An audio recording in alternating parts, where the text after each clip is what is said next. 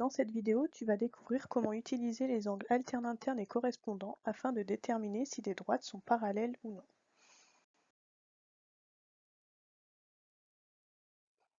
Sur cette figure, j'ai donc deux droites, ici, qui sont coupées par une séquente que j'ai appelée delta. Les deux angles en rouge, qui sont formés par ces trois droites, sont des angles qui sont correspondants. Ils occupent la même position par rapport à ces droites. Ici, nos deux angles ont des mesures différentes. Je vais pouvoir faire varier la mesure de ces angles pour voir un petit peu ce qui se passe avec ces droites et on va essayer de voir dans quel cas les deux droites ici vont être parallèles. Là, vous voyez que ce n'est pas le cas, que si mon angle ici devient de plus en plus grand, on le voit clairement, les droites sont séquentes et se coupent ici. Et plus mon angle va grandir, ça va être le cas, et donc je le fais rétrécir. Ici, elles ont l'air à peu près parallèles. Là, plus trop, et là, plus du tout, elles vont se recouper cette fois-ci en bas. Donc, ici, elles ont l'air parallèles. Que je zoome ou pas, on le voit. Si je bouge les autres, là, vous voyez que elles se rapprochent, et là, elle va se rapprocher vers le bas aussi. Si je remets donc la même mesure, je peux vérifier avec un outil de GeoGebra si les droites vont être parallèles ou pas.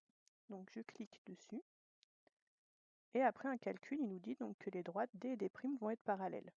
Là, c'est le cas quand nos deux angles valent 86 degrés. Je peux rebouger encore les angles pour avoir donc deux angles d'une autre mesure et je peux faire exactement la même chose. Je reclique sur chacune de mes droites et je vois encore une fois que les droites sont parallèles.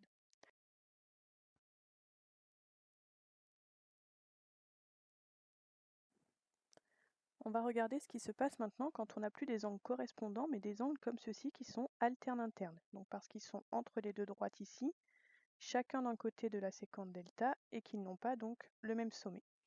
Là, les deux angles n'ont pas la même mesure, et on voit donc que les droites vont finir par se couper en haut. Donc si je dézoome, on va le voir clairement, elles se coupent. Si maintenant je modifie un petit peu la mesure d'un de ces angles, par exemple celui-là, donc plus il va devenir petit, plus elles vont se couper, proche de la séquente.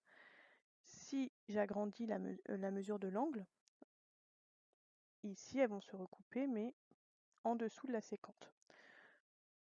Donc comme tout à l'heure, si je mets une mesure, vous voyez ici, je me rapproche de plus en plus de la mesure de l'autre angle, donc de l'angle qui est ici. Vous voyez donc que les droites ont l'air à un moment parallèles. Je regarde ce qui se passe donc quand mes deux angles ont la même mesure, en cliquant encore une fois sur les deux droites. Et donc on voit bien que D et D' sont parallèles quand les deux angles alternes internes sont eux aussi égaux. Je peux le faire avec encore une autre mesure d'angle, par exemple ici, et en vérifiant encore une fois, dès que les deux angles alternes internes sont égaux, vos droites D et D' sont parallèles. Si j'en change un ici et qu'on le vérifie plus graphiquement mais avec la relation, on va voir ici que les droites sont séquentes, donc elles vont finir par se couper à un endroit.